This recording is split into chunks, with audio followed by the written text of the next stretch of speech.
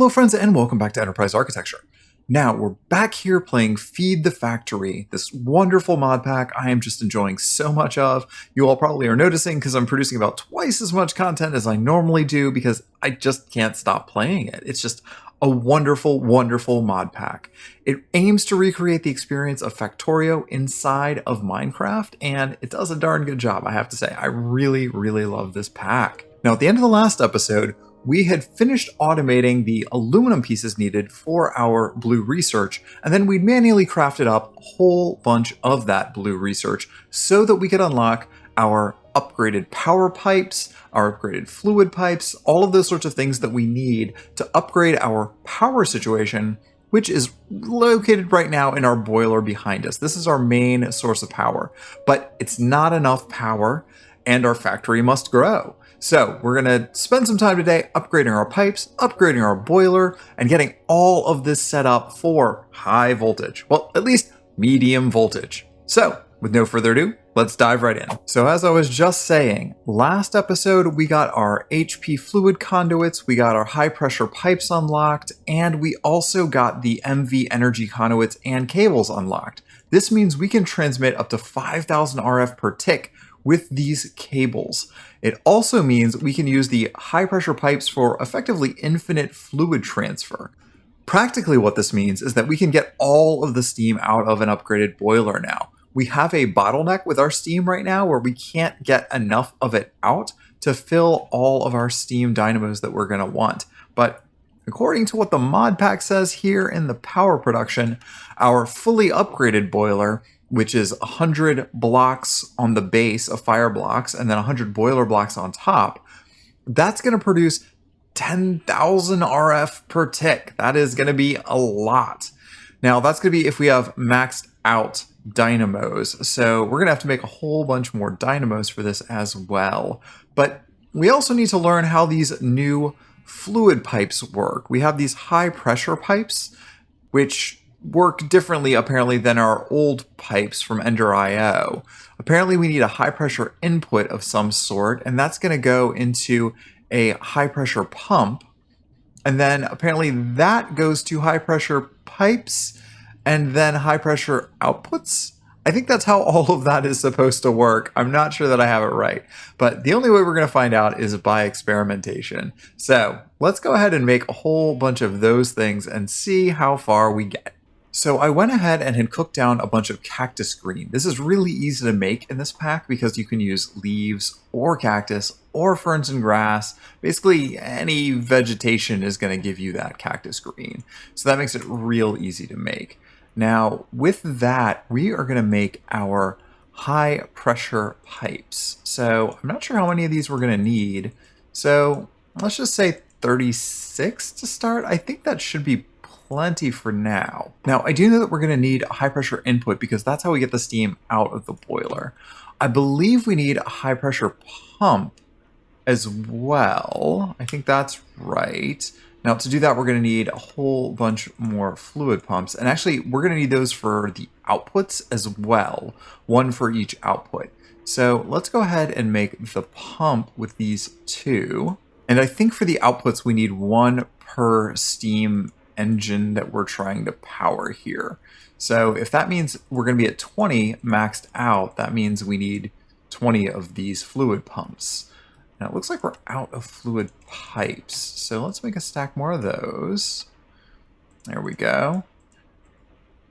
And just in the off chance that I'm wrong, I'm only going to do half for now. Let's just do half of those for the outputs. Okay, let's dump this here. Do I have enough pistons? I hope I made enough pistons. Great. Okay, so there's our outputs. There's our input and our pump and the tubes we're going to need to connect all of that up. So the next thing we're going to need is our steam dynamos. We have 4 of those already, but we want to make a bunch more. Now, I think I have some leftover generators around here. It looks like I have 1 leftover generator. So what we're going to want to do is make 5 more of these. 3, 4, 5. And that should make 6 altogether. And then we use that to make our steam dynamo. We need more of these redstone transmission coils. 6 of those. And now we should be able to make all of our steam dynamos. Well, let's put our generator here. There we go. That'll do the trick. Perfect. Okay, now we have 6 steam dynamos. While we're here, let's go ahead and make our upgrades. Looks like our upgrades are missing bronze gears. Do I have enough bronze for this? Looks like we are out of bronze, but we can smelt up some more while we're doing the rest of this. So let's go ahead and make our hardened upgrades, at least as many as we can here. Looks like 8 is all we can make for now. Okay, so these also need to get the turbine conversion augment. So we need to make 6 of those. Turbine, there we go. And I think, oh, do we not have everything we need for that? Well, let's go make ourselves a mess of iron gears. We could do this the cheaper way, but we have plenty of iron right now, so I'm not going to worry about that. And then we need our redstone coils. We need just 6 of those. Great. And now let's make up the rest of our turbine conversions. Oh, what am I missing? Oh, copper plates. Let's make a few more copper plates and then we can finish this up. Okay, and there we go. The rest of our turbine conversions. And now the last thing we need here, what did I say it was? Auxiliary transmission coils. If we can make any of those, we certainly should. Let's see, auxiliary reception, auxiliary transmission, silver. Okay, great. So, I'm not sure how many of these we can go ahead and make for now, because I don't know how much redstone and silver that we have. Let's see if I can make 20 of these.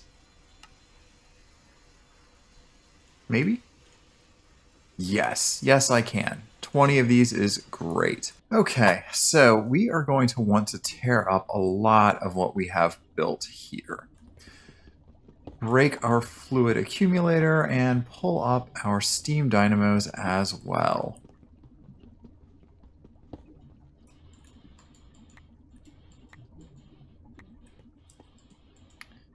There we go. Our morphing tool makes quick work of pulling off all the cables here, like so.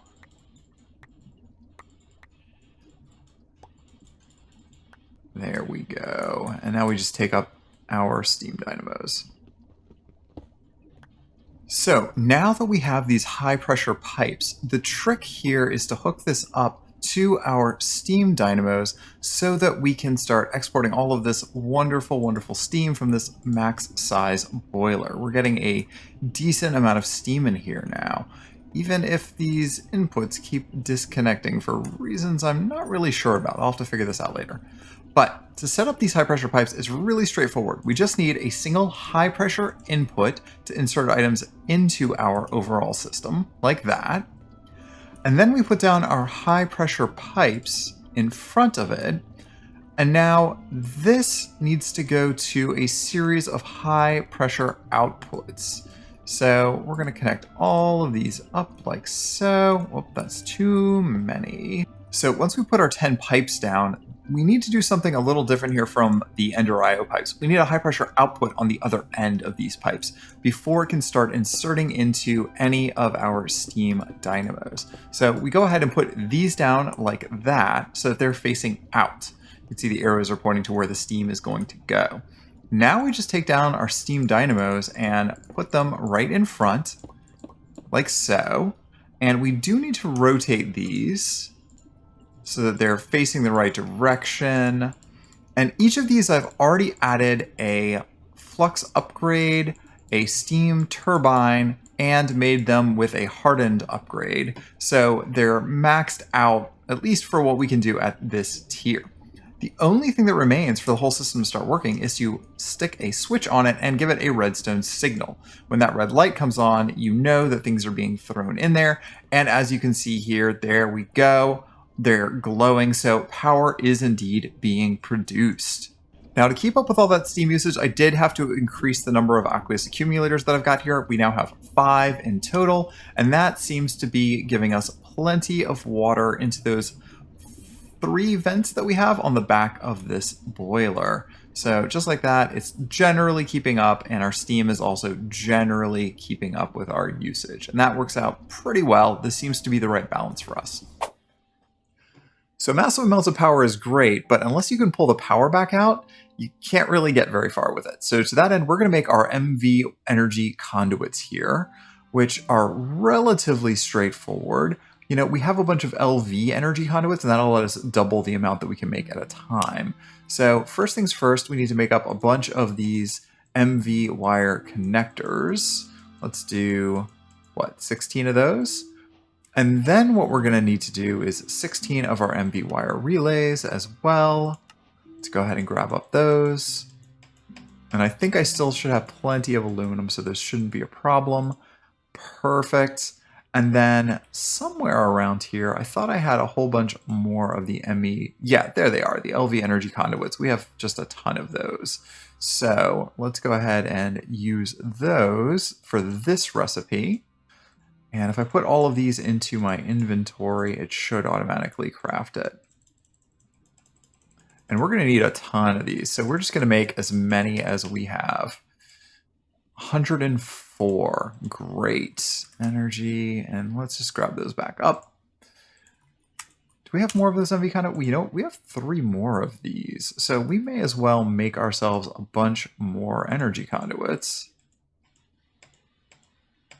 Let's do that. That's as many as we've got, and then finish out all of these.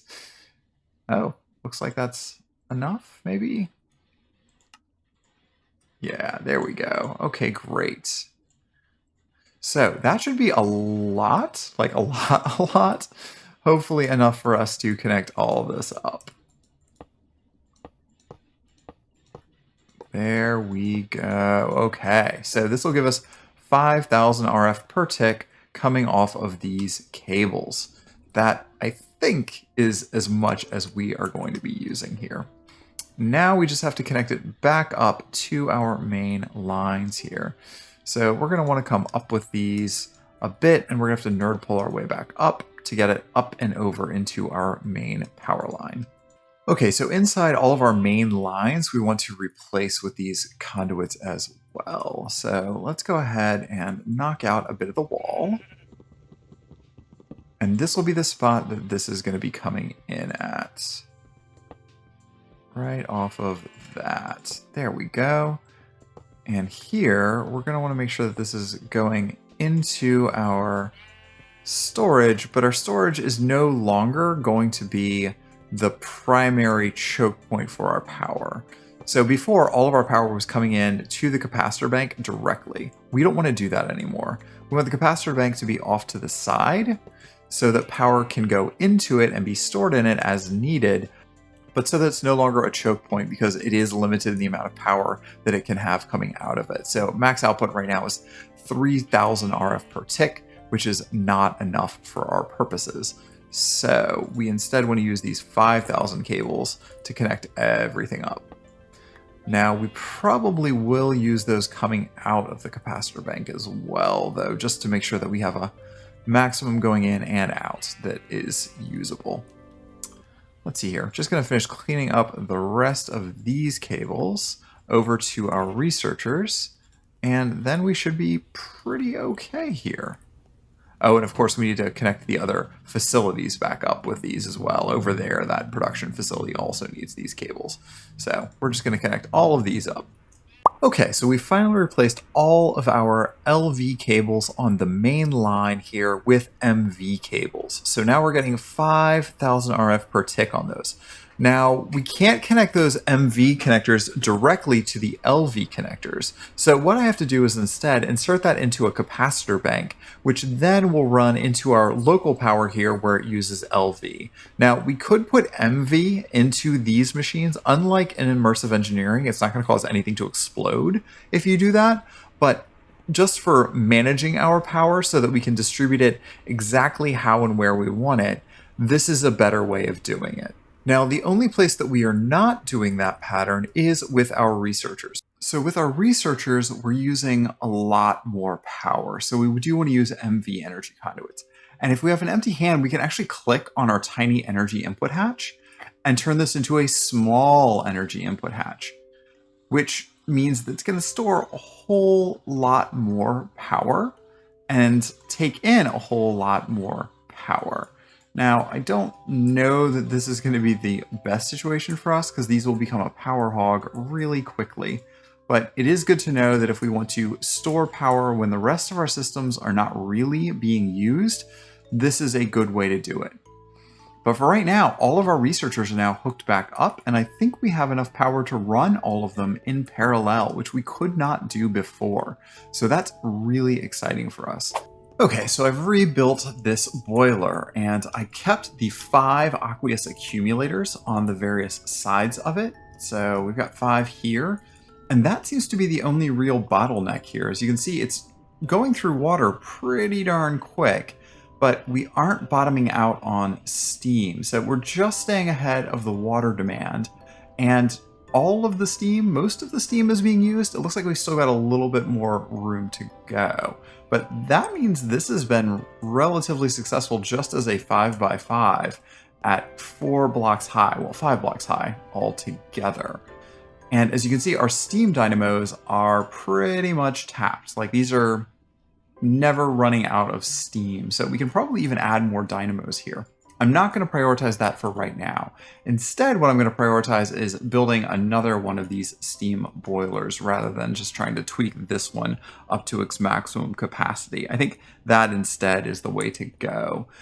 And we're going to use that one to power our, well, what was our main base and now is our temporary base that we need to break down here in the near future. But power has become a bottleneck over there, so we're going to put a second boiler on that side. Actually, I take it back. We're not going to build a second boiler over here. And the reason we are not going to build a second boiler over here is we're pretty much keeping up with demand. I just put down a single steam dynamo with the conversion to make it a boiler. So this is basically a mini boiler now. And with that, I'm powering these 3 steam dynamos with the augmented turbine conversion. And that's doing just fine even without any upgrades here. So this might just be the way to do it. I might go ahead and try upgrading both of these real quick and see how that looks. Let's go ahead and make ourselves some upgrades. Let's see here, upgrade. Oh, we already have it saved. All right, so we need 4 of those, and all we're missing is our bronze gears. There we go, 4 bronze gears, 4 hardened upgrades. Okay, so 4 of those. And now let's go ahead and upgrade these real quick. All right, so we're still keeping up there. We're still keeping up here. And then all those need are the, what is the auxiliary something or others? Auxiliary. Is this the one? Increases power generation. Yeah, that's the one we need. So we need 3 of these. Let's see here. So recipe 1, 2, 3, and then 3. 1, 2, 3. Great. And let's see how that does. Yep, we're still putting out just as much steam. We're putting out a decent amount of power.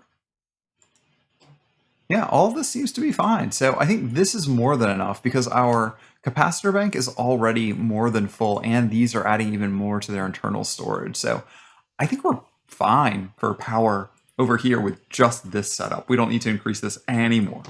Now, in between episodes, I did go ahead and set up another infinite coal production system here. You would have seen this about 2 episodes ago, and it works exactly the same way as that one.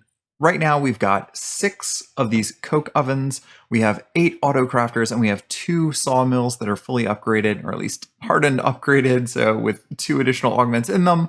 And that means that we're generally producing a decent amount of coal. Now, I do think I want to still increase the number of coke ovens here because we need to power both our steel setup here with additional coal. This isn't routed to it yet because we're not producing enough that we have a surplus, as well as our steam boiler on the other side of this building. So eventually, hopefully in the very near future, this coal production will be enough to keep up with both of those demands. So we're just going to let this go for a while, although I probably will go ahead and make another set of kilns over here because we have plenty of room to double from 6 to 12. And while we're on the topic, I did want to give a big shout out to Adam, who stopped by and told me about the conduit probe from Ender.io. I never knew this tool existed, but what this thing does is let you copy and paste settings between conduits in Ender.io. So when I'm doing a massive amount of setting up of all of these very, very similar machines, I want all of the settings to be the same.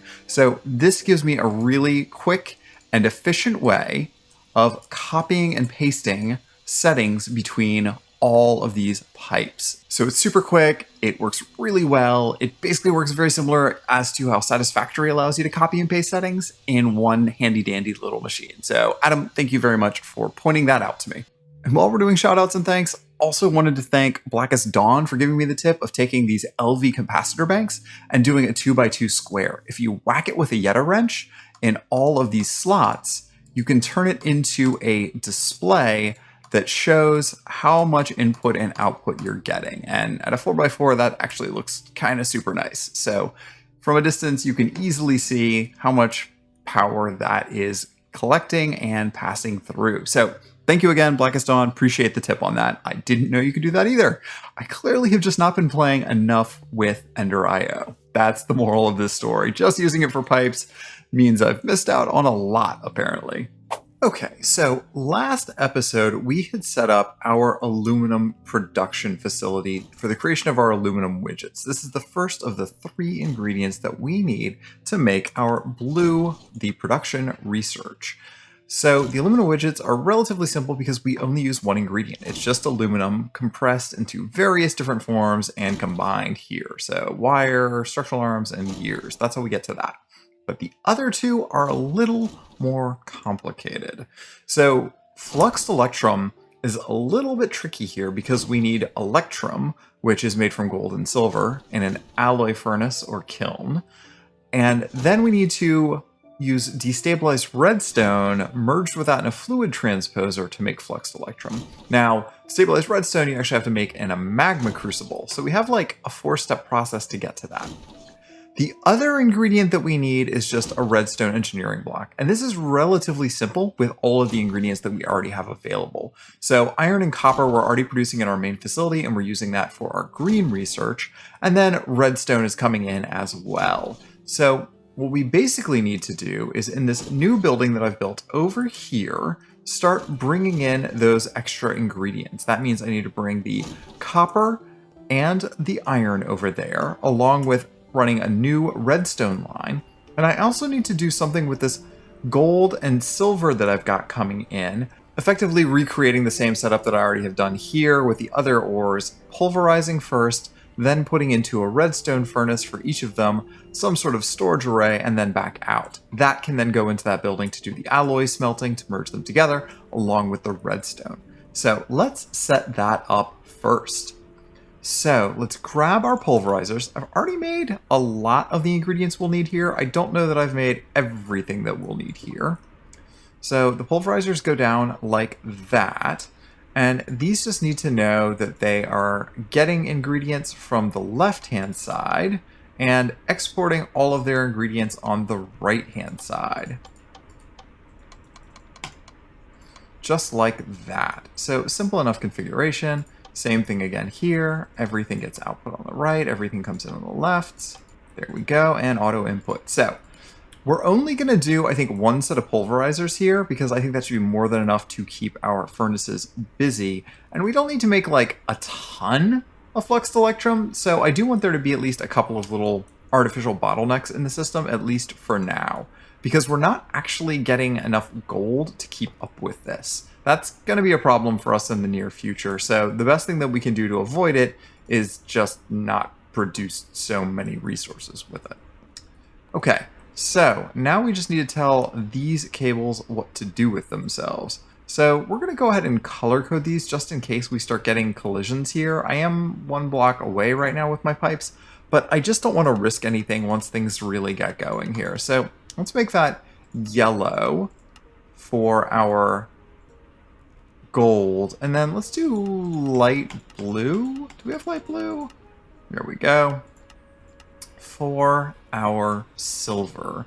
Now, then we just have to repeat the process here to tell it to insert on light blue. And to insert on yellow. Perfect. There we go. Now we want to output these, and once again, we don't want those to connect. Actually, it doesn't matter if these connect. We can allow these to connect for the very obvious reason that we can just route these the same way we did here with our item conduits so that they don't influence each other. So let's see here. This will be our yellow. And again, we're just going to keep that same color scheme. Just makes it a little easier on ourselves here. And this will be our light blue. Okay, wonderful. And then we bring these up and over, just like we did on the other set. And actually, you know what? We could just tie it into this. There's no reason not to, really, at this point. So maybe I'll just do that. Plonk you down there, because this is red and orange. That's not going to conflict. So then all we have to do is once we're over here, run another pair of pipes, and another pair of pipes, and another pair of pipes. And here we can set up our, no, that's a magma crucible. We want to set up our redstone furnaces. So let's put one here, and we'll put one here, and I think that's the right line there. And this time we're going to go top to bottom. So insert ingredients on the top, output ingredients on the bottom. Same thing on this one. Insert on top, auto input, output on bottom. Perfect. So these are set up. Now all they need to know is what colors to insert on. So again, same setup, very easy. This is not going to extract. This is going to insert on yellow. Now, before we actually turn this on, we're going to want to do something here. And I don't know why that... Oh, I do know why that. This one, we're going to do the light blue for us there. And again, we're not going to insert yet, and we are not extracting. So one thing we want to do first here is upgrade these furnaces. So let's put the hardened upgrade kit in first. And then we're going to do our flux augment. And also, we're going to speed these up. Now, with all of that, we should be getting ore doubling, which is what we were really aiming for. Go ahead and tell us to insert, like so. And now those are good to go. Yeah, there you go. Getting the ingredients into them, no problem. Now, we just need power cables on those. And there they go, off to the races. So, back out from those, same trick. We're going to put down a couple of item conduits here and here. And we are going to color code them exactly the same way. So turn off extract on green. I'm going to make sure that this is yellow.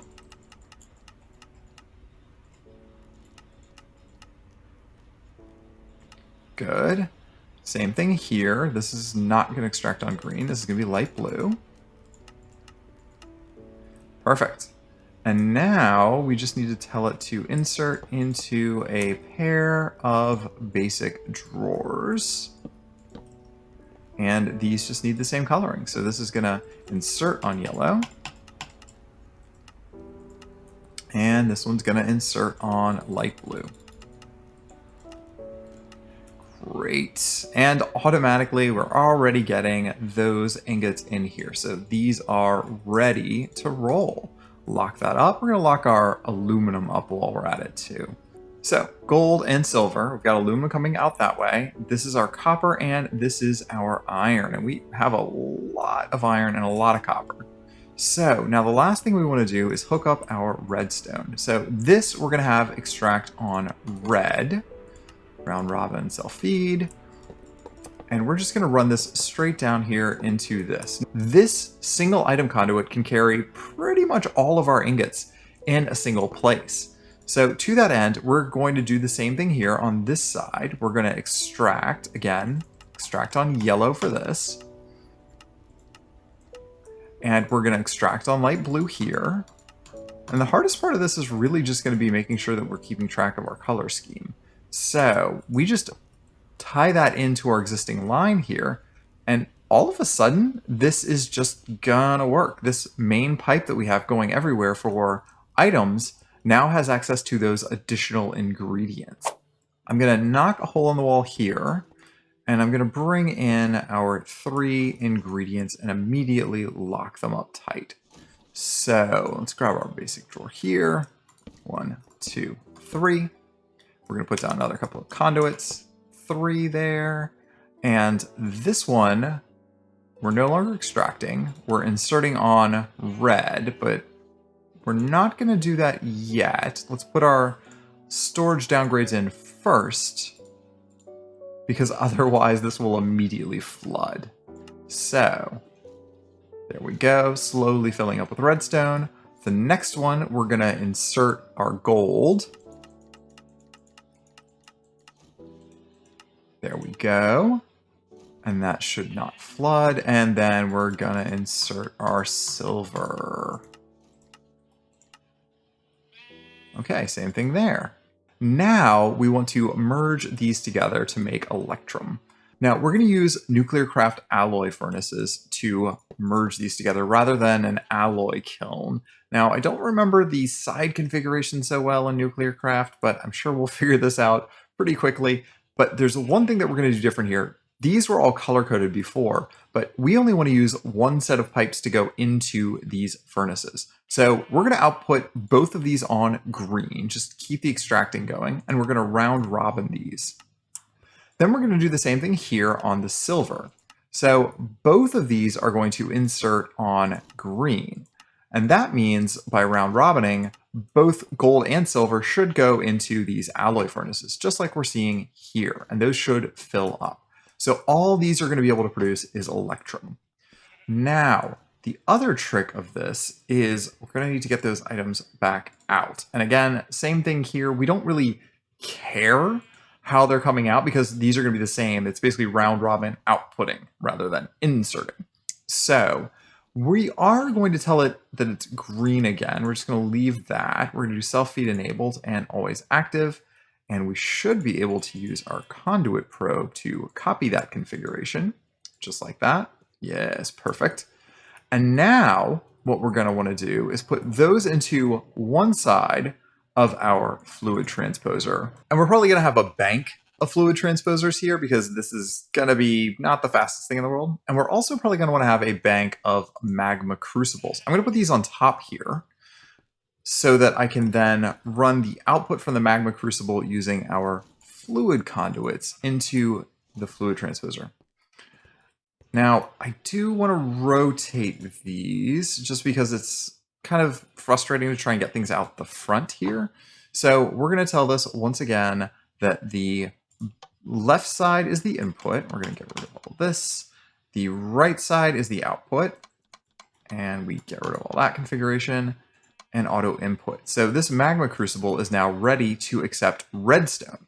So we connect this pipe here. Again, another item pipe. We're going to tell it this time to extract on red. Round robin, self-feed, active. And I always say that out loud now so that I don't forget. Insert on red, extract on nothing.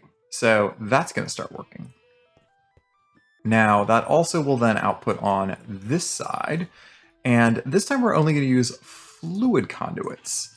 So our fluid conduits should be able to go into the same thing as the rest of these. So let's do this, and there we go. Tell it to extract only, and then our fluid conduit here, insert only. So this should make our redstone, what is it, melted redstone? What's the recipe for this?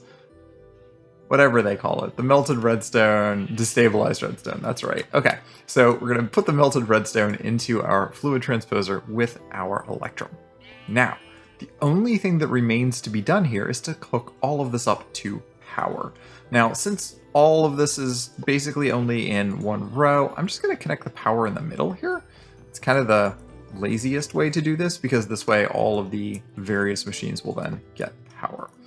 So let's come up here And we're going to pull this off of, let's just do the bottom of this, and then run this over in parallel with the other cords, just like that. And we'll bring this over. There. Output 12. Output 0. Okay, so these should all be hooked up and working. Now, let's go ahead and upgrade these while we're at it. We can upgrade our magma crucible and our fluid transposer, and that'll just make them run a little bit faster. There's our redstone, and there's our electrum. Great. And then should still output on the right. Perfect. There we go. And that's just going to make our fluxed electrum for us.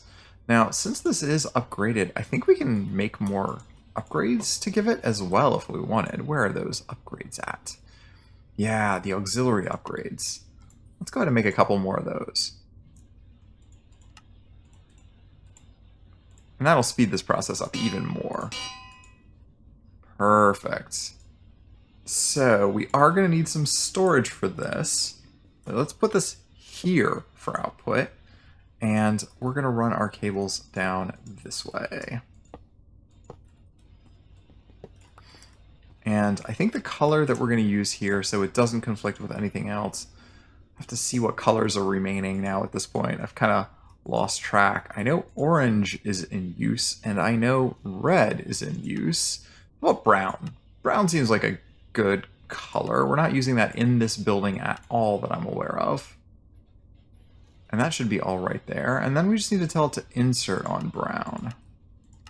And that should, yeah, there you go, give us our fluxed electrum. So that is our second ingredient done. Fluxed electrum, done, knocked out. So now all that remains is to set up our production of our redstone engineering blocks. Now that's going to be relatively straightforward because those are super easy to automate.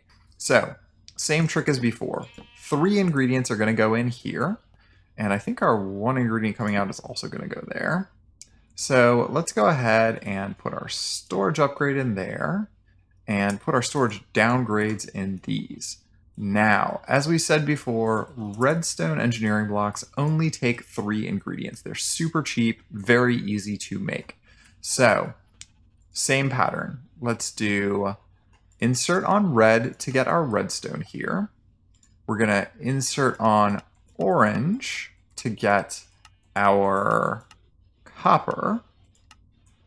And this should still be insert on green to get iron.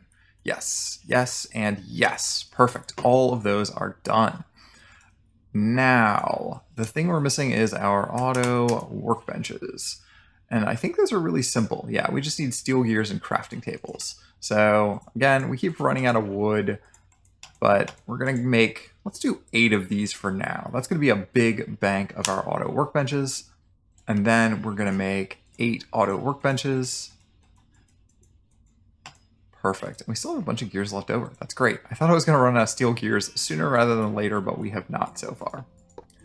Okay, we're going to wire those up, and we're going to do the same trick as we did over here. We're going to use all on the same output. Okay, so to lay these out, I want to come up with some sort of a relatively optimized way of doing this. So I'm going to give myself just a little room here. I don't actually need much room to monkey about with the works. So let's just go ahead and do a wall of them here. And you know what? Let's just make a 9th one just to make this look nice and tidy and neat. Okay, I've taken a second thought on this, and yeah, let's just make it look pretty. So we'll do this, and we'll do this. Okay, great. And add the 9th one up here. Now we need to configure these for the ingredients that they're going to be getting in. And I don't know that this is going to be exactly right the first try, but we don't want these to completely fill up with our items. So let's go ahead and set this up. So extract on green. That's all fine. Let's grab our conduit probe. We're going to tell it to copy that. And let's insert on this one. That's the one we were just toying with. Let's see if that's getting all of the ingredients that we want. Yeah, there we go. Now we just need to teach it to make a redstone engineering block. Oh, you know what? This might not work. I'm going to try it real quick, but I don't know that these machines allow me to make them here. Let's see here. It might need a specialty machine to do that. Oh, no, no, no. I was totally wrong. This works perfectly. Okay, great. That's what I like to see. Okay. So now it's getting in all of those ingredients, and it should just start making redstone engineering blocks. Slowly but surely. Don't call me Shirley. Okay. So it looks like these are in the wrong location, so we'll just swap those. And now this should just work. Okay, great. So iron, redstone, and then copper. So we just need to repeat that process a few more times.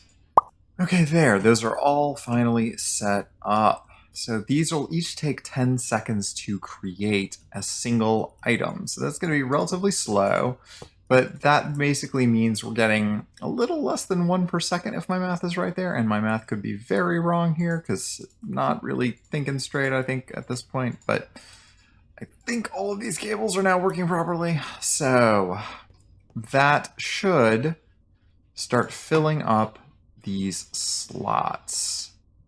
Great. That is doing exactly what we want it to do. Now, you know, the easiest thing to do, we could just pull back out from this same row. There's no reason that we need to do anything else here. So let's just say we're going to extract on, well, we want a different color in this building. So let's say purple. We're just going to go fancy and let's just make it purple. And now we copy that with the conduit probe. There we go. Lovely, lovely purple. Just love purple. And there, all of these are now outputting. Now we select one pipe here, and we tell this to insert on purple.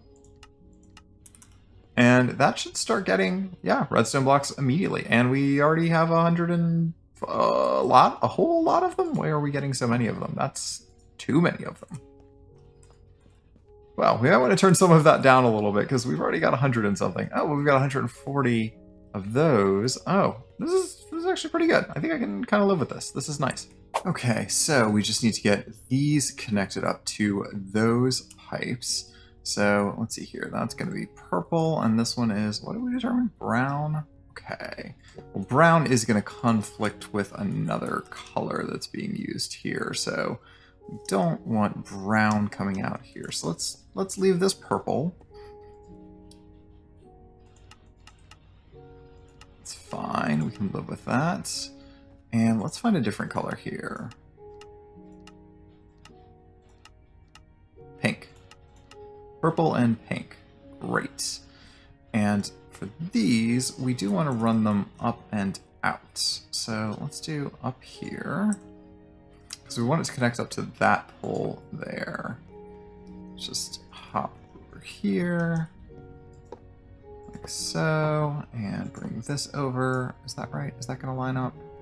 I think that's going to line up. Perfect.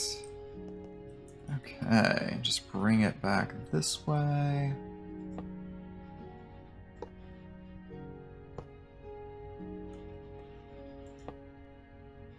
And one more, and then we can connect it. Great. Purple and pink. Now, the last piece of this is to grab our aluminum widgets back out of this setup here.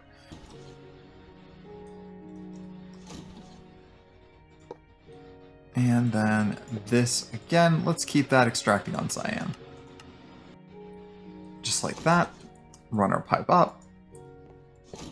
Don't stand too close. And keep running our pipe up. And then bring this over. Okay, great.